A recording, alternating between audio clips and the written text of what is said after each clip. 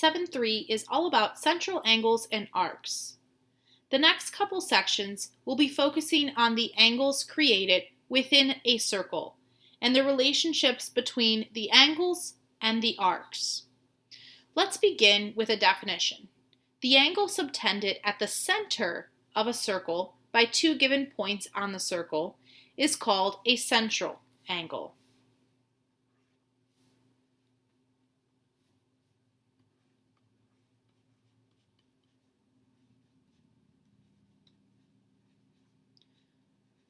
So essentially, a central angle will look like an angle that stems from the center of the circle. So here we have a central angle.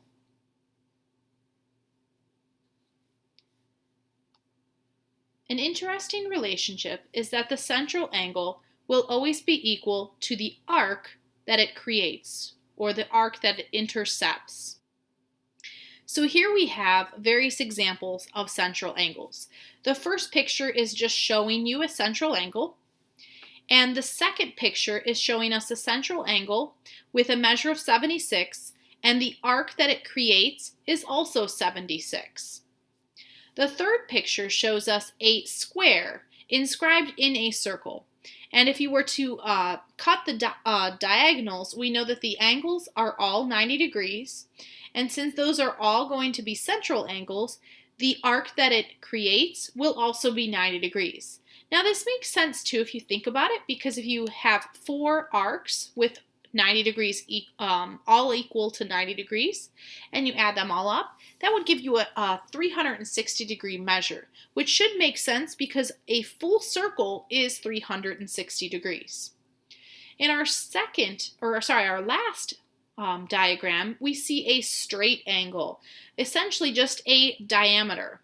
The angle measure of a straight line is just going to be 180 degrees, so it makes sense that the arc that it creates is just 180 degrees, half the circle.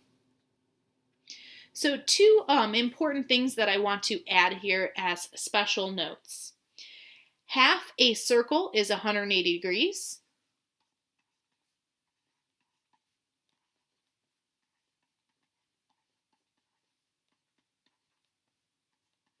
And a whole circle is 360 degrees.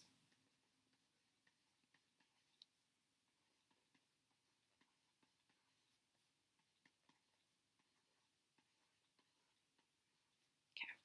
Next, we're going to find some arc and angle measurements. But before we do that, I want to go ahead and just kind of diverge and talk about how to name an arc.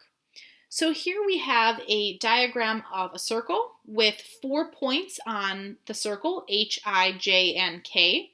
And I'm going to talk about how to name an arc and whether we use 2 letters or 3 letters, because it does make a difference.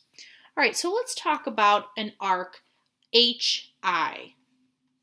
If I'm referring to arc HI, I'm actually referring to the shortest distance between those 2 points.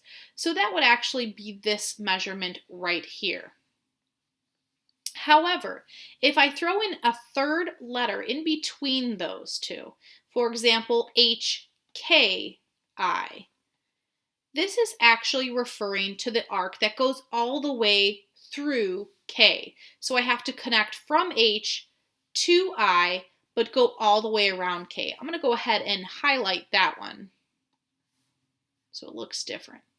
So that would actually refer to the what we call major arc here in this case. Okay, so what would the following arc be called?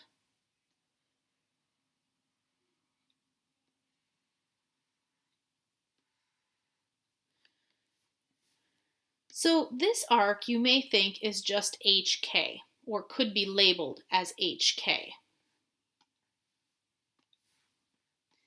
However, HK would only refer to the minor arc.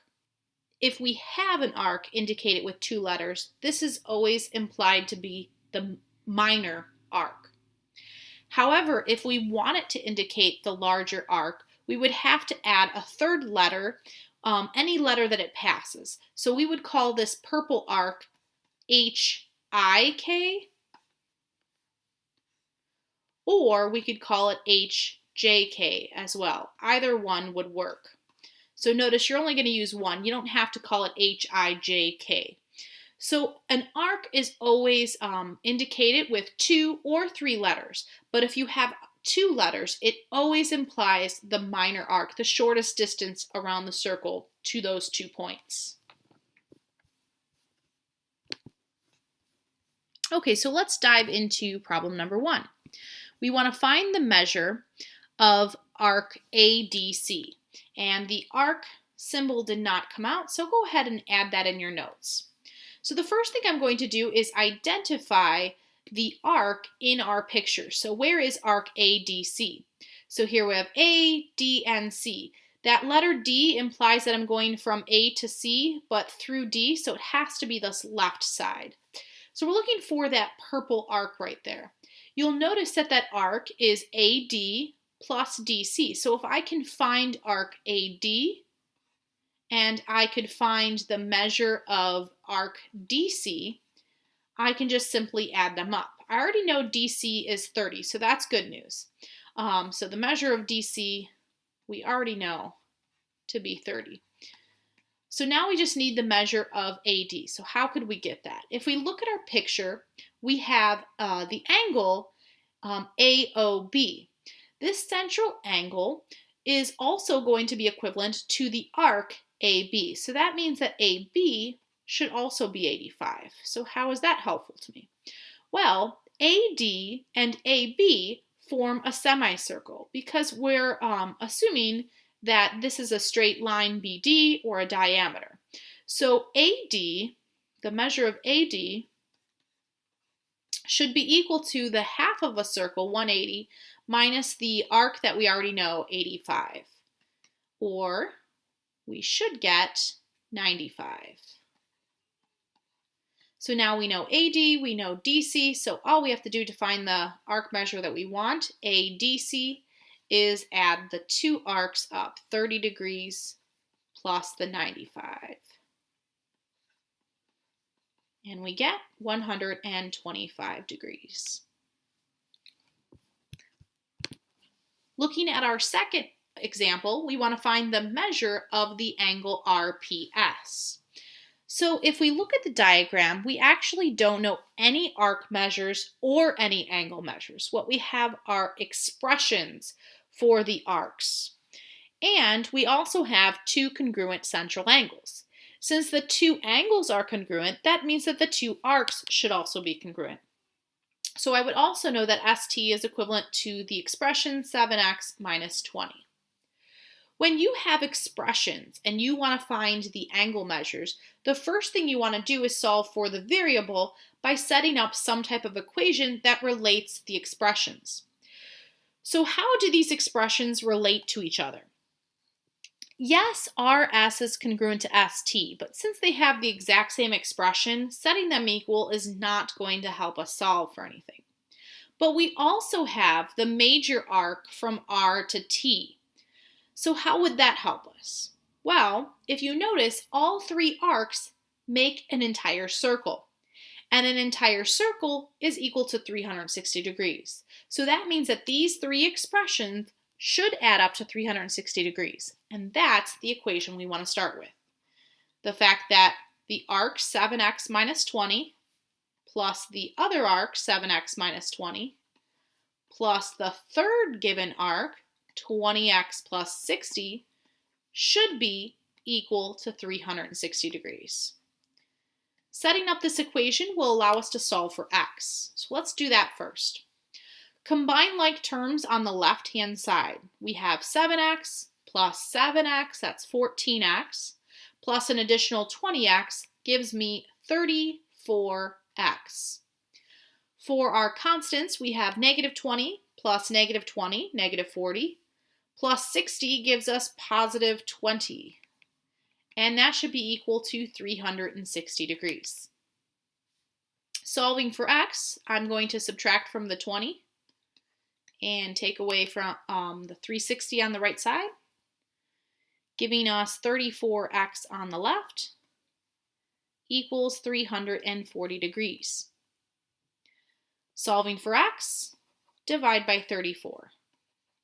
And we get x equals 10. But be cautious because this is not the answer we're looking for. We're not looking for x. We're looking for the angle RPS. RPS is this central angle right here. And since I know central angles are equivalent to the arc measures, that means that our angle that we're looking for will also be equal to the expression 7x minus 20. And now that we know the x, we can simply plug in our 10 for x to solve for the actual measure of the angle. So let's go ahead and do that. 7 times 10 is 70, minus the 20 gives us 50 degrees as the angle that we were looking for. And that is our answer to the last problem.